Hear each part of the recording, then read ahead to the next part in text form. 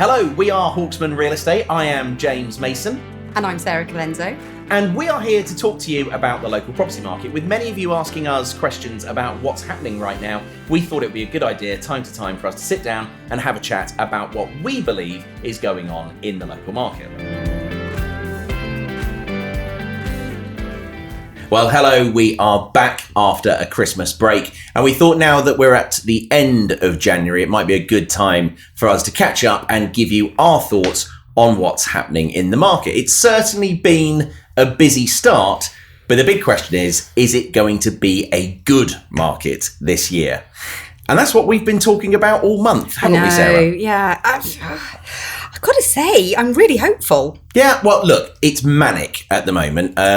We've had this discussion, both ourselves and also with clients, yes, because we're doing quite a few valuations at the moment, about what the market is doing. And I think the disclaimer here is, and I said this to someone on Monday afternoon, it's still probably just 2 or 3 weeks too early to give a real opinion on where we are.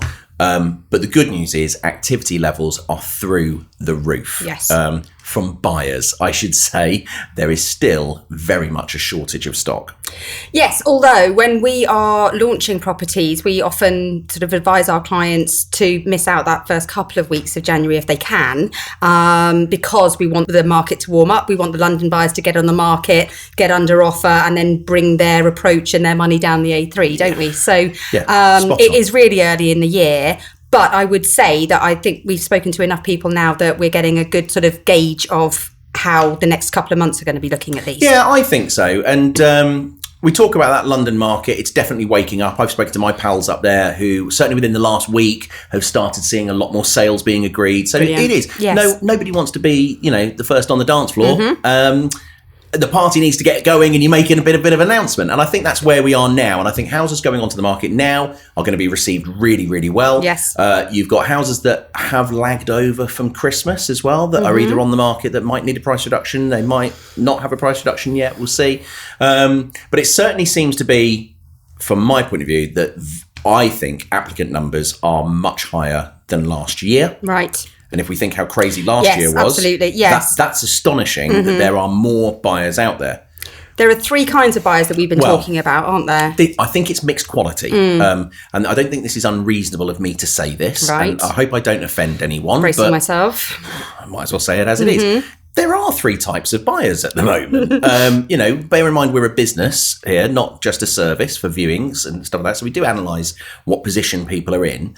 I have to say, the good buyers are astonishing. Fabulous, yeah. And they kind of fall into 2 categories. It's fascinating when you do the kind of analytical side of it. But so many buyers who sold their houses last year, we know there was a shortage of stock, and they took the decision to move into rented accommodation and wait for the next house to come on. Yep. They're now fed up of being in rented.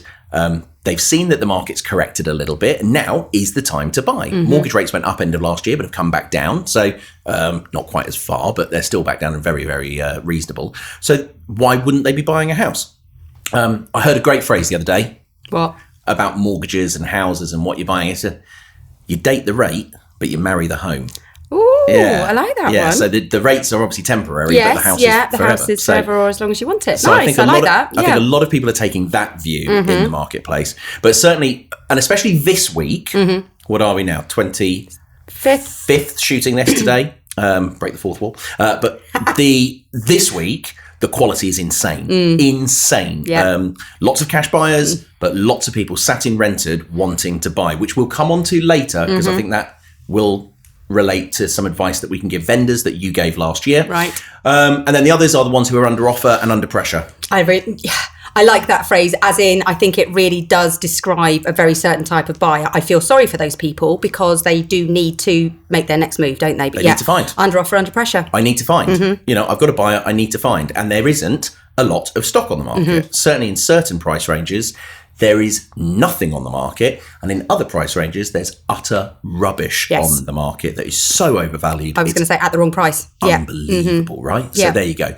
Then you go down to sort of the B list, the next range of buyers who are perhaps just going on the market, or they've just gone on the market and they've got viewings happening. They haven't quite gone under offer themselves, but they're just about ready to have viewings on their house, and it's all exciting. And there's things like that. In fact, I spoke to a guy yesterday who's just put his house on the market. He's got 6 viewings on Saturday, so he's very excited. I've spoken to a few of those as well. Yeah, and hopefully they'll go under offers swiftly. And then you sort of have the third way, and it's always in January, so we know it's coming and it's not a problem. But you always have the sort of the couples, and it's predominantly coming out of London, looking at a new area and saying, well, we just want to get a feel for the area. We want to have a look at some houses. And I think often, and they might not say this to us, but they're comparing areas as well. I know a couple of people are saying, 100%, well, we'll look at Esher and Cobham, but we also want to look at Walton and Weybridge. Yes, and Virginia Water. And we might want to go over to Virginia Water, and we might want to look down in Guildford. We might want to be Surbiton. You know, there's all this where they're doing it, but we haven't actually had our house on the market, and maybe we haven't even had it valued yet. So they're a bit down the line. They've got a bit of work to do before they can start buying our properties. So the numbers and the balancing at the moment is a bit mixed. I still think the number of A-grade clients is astonishing. I agree. This week is really, I think last week I was sat there going, it's a bit 50-50. It's on fire this week, isn't it? Sorry. On fire. It's on fire. It's very, very warm. Like that side of my face. Yes.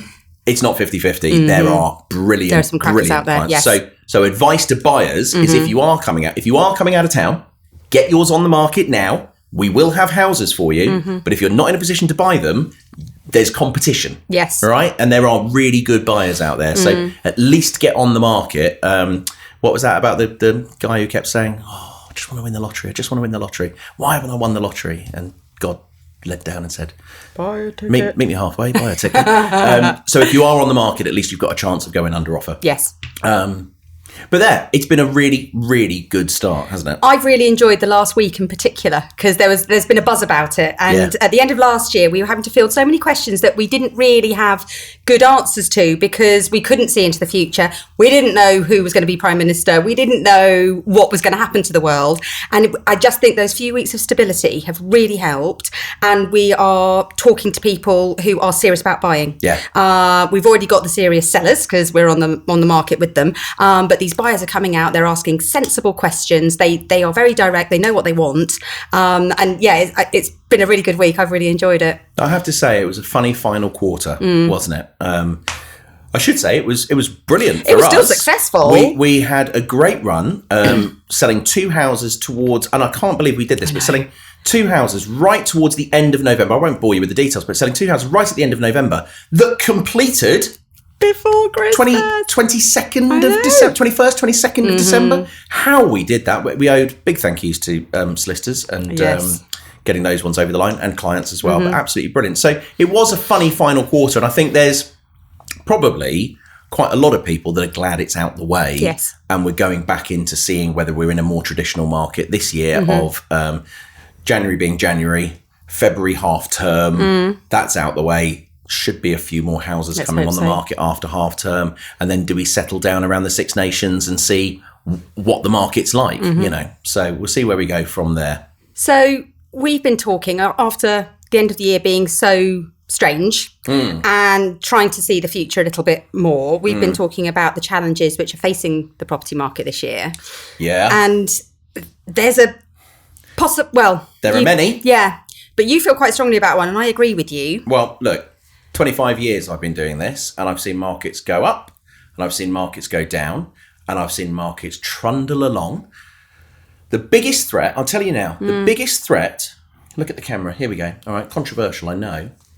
The biggest threat to the property market, and especially in London and the southeast where property prices are higher, let's say, are estate agents.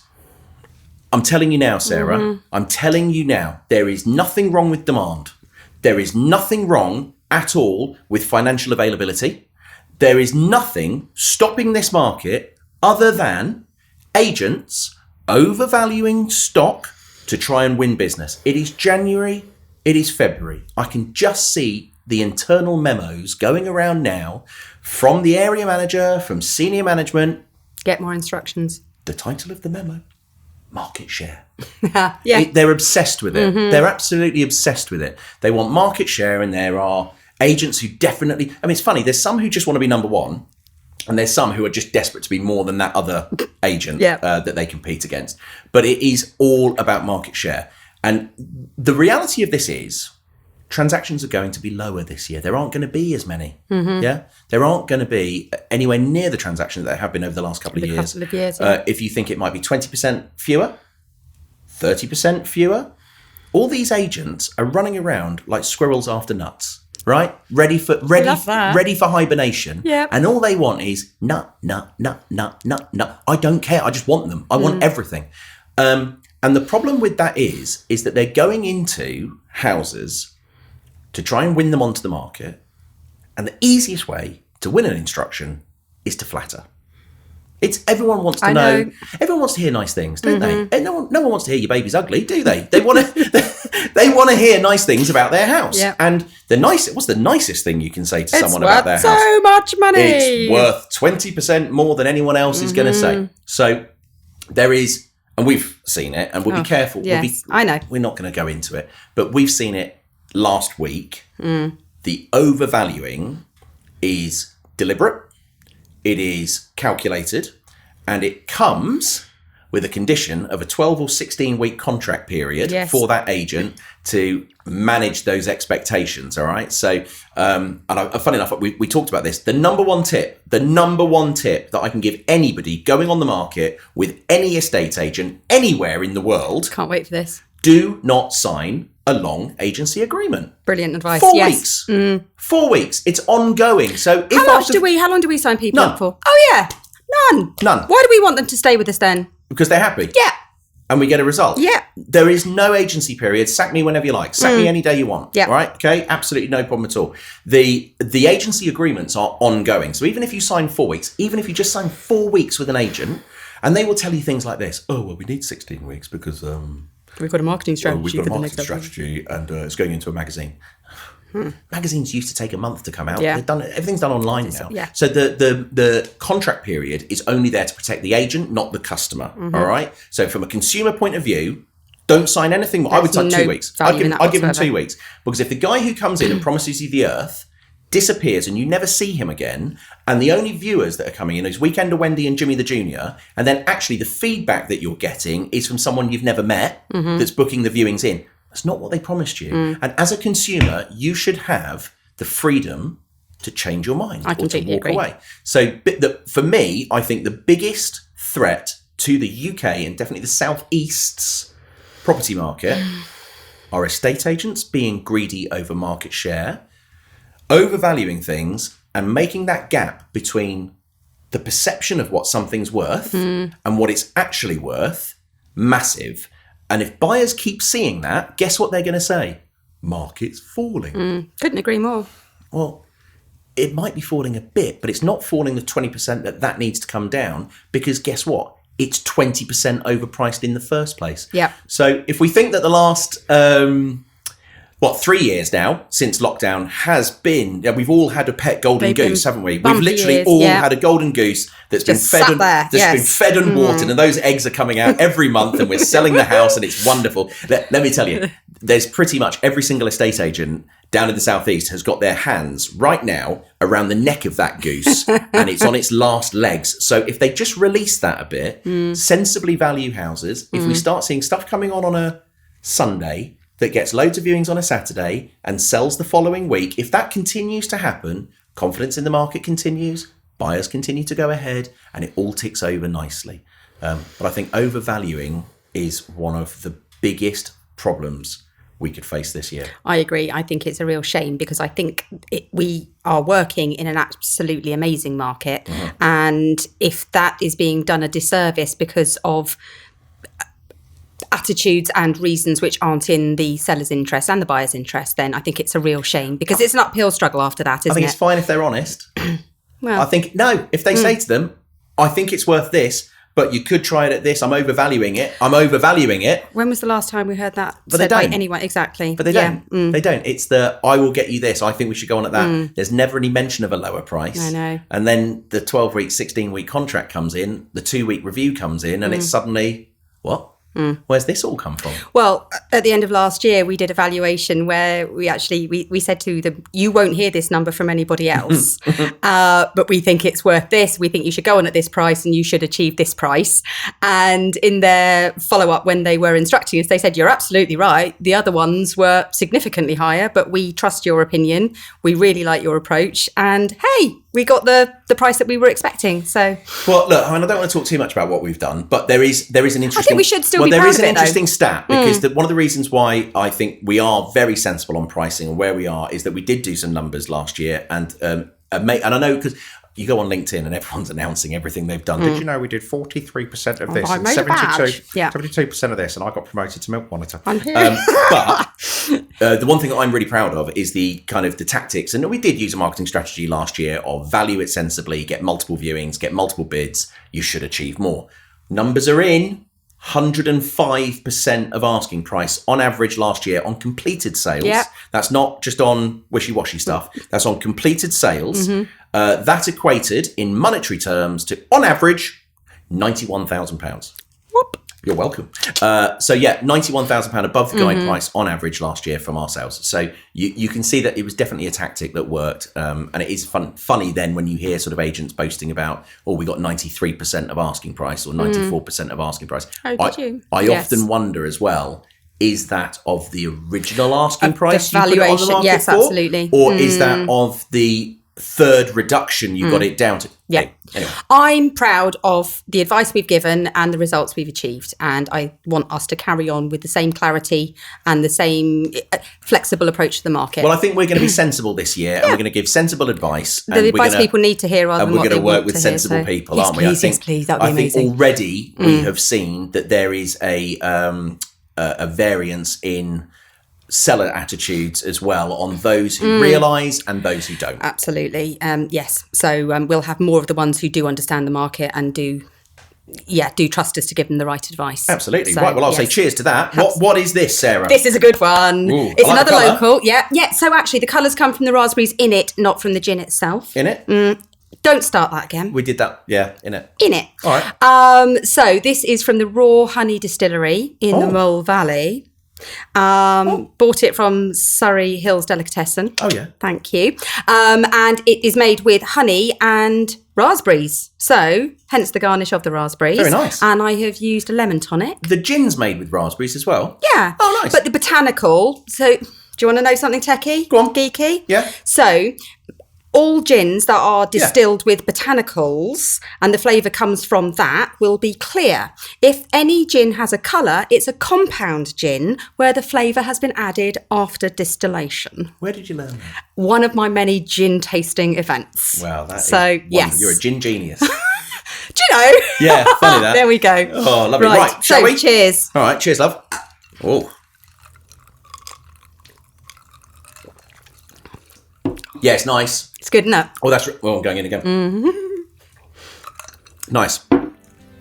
Right, well, look, just to sum up, we are seeing more properties for sale. They are going to start coming onto the market. Might not be immediately, but we're definitely getting them prepared for you. If you are looking at making a move, it's really important that you start planning early. Whether that's getting your house ready, whether it's getting the price ready, but definitely talking to an agent that you trust about marketing your home. We're here to talk to you if you want to pick our brains, and for buyers out there, definitely get registered because we've got some great houses coming onto the market. If there's anything we can help you with, don't hesitate to get in touch.